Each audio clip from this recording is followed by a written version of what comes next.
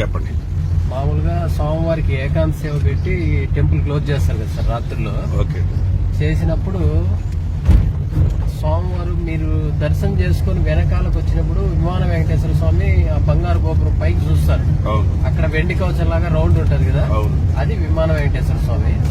ఆ విమాన వెంకటేశ్వర స్వామి ఏంటంటే సోమవారం ఇక్కడ టెంపుల్ క్లోజ్ ఏకాంత సేవ పెట్టి క్లోజ్ చేసినప్పుడు సోమవారం అక్కడ పుష్పక విమానంలో బయటకు వస్తారు. బయటకు వచ్చి కింద అలివేలు మంగాపురంకి వెళ్తారు, మంగమ్మ దగ్గరికి. ఆ మాలికి పోయి కింద కూర్చుంది కదా, ఆ మలక తీర్చడానికి అక్కడ అరగంట ఉండి ఆమెతో మాట్లాడుకొని అక్కడి నుంచి సోమవారం కొల్హాపూర్ లక్ష్మీదేవి టెంపుల్ కి వెళ్తారు మహారాష్ట్రలో. అక్కడికి వెళ్ళి అక్కడ అమ్మవారి దగ్గర ఒక ½ అవర్ అక్కడ మాట్లాడుకొని అక్కడ కాసేపు ఉండి అక్కడి నుంచి సృష్టి చూసుకుంటూ పూరి జగన్నాథం టెంపుల్ కి వెళ్ళిపోతారు ఒరిస్సాకి. అక్కడ వాళ్ళు రాత్రుల్లో టెంపుల్ క్లోజ్ చేసేటప్పుడు సోమవారికి మట్టి కుండల్లో వెన్న పెట్టి క్లోజ్ చేస్తారు టెంపుల్.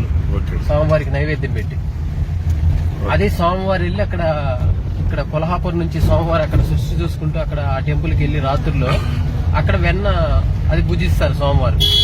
అది భుజించిన తర్వాత మళ్ళీ సృష్టి చూసుకుంటూ శ్రీరంగంకి వెళ్తారు. శ్రీరంగంలో శేషనాగు పైన పౌలింపు సేవ కాసేపు పడుకుంటారు. పడుకున్నాక అక్కడ శ్రీవల్లి పుత్తూరు నుండి గోదాదేవి వస్తుంది. గోదాదేవి వచ్చి కాళ్ళు ఒత్తుతుంది. సోమవారం ఇక్కడ తిరుమల కొండలో నిల్చొని అలసిపోయి ఉంటారు కదా, ఆ కాళ్ళు ఒత్తుతుంది అమ్మవారు శ్రీవల్లి పుత్తూరు నుంచి వచ్చి గోదాదేవి శ్రీరంగంలో. తర్వాత ఇక్కడ సోమవారికి సుప్రభాత సేవ స్టార్ట్ అవుతుంది కదా సార్ రాత్రుల్లో 12 తర్వాత ఇంకా రోజు మారిపోతుంది కదా. ఆ తర్వాత సుప్రభాత సేవకి సోమవారికి సమంగా 2:30కి తిరిగి వచ్చేస్తారు ఇక్కడికి.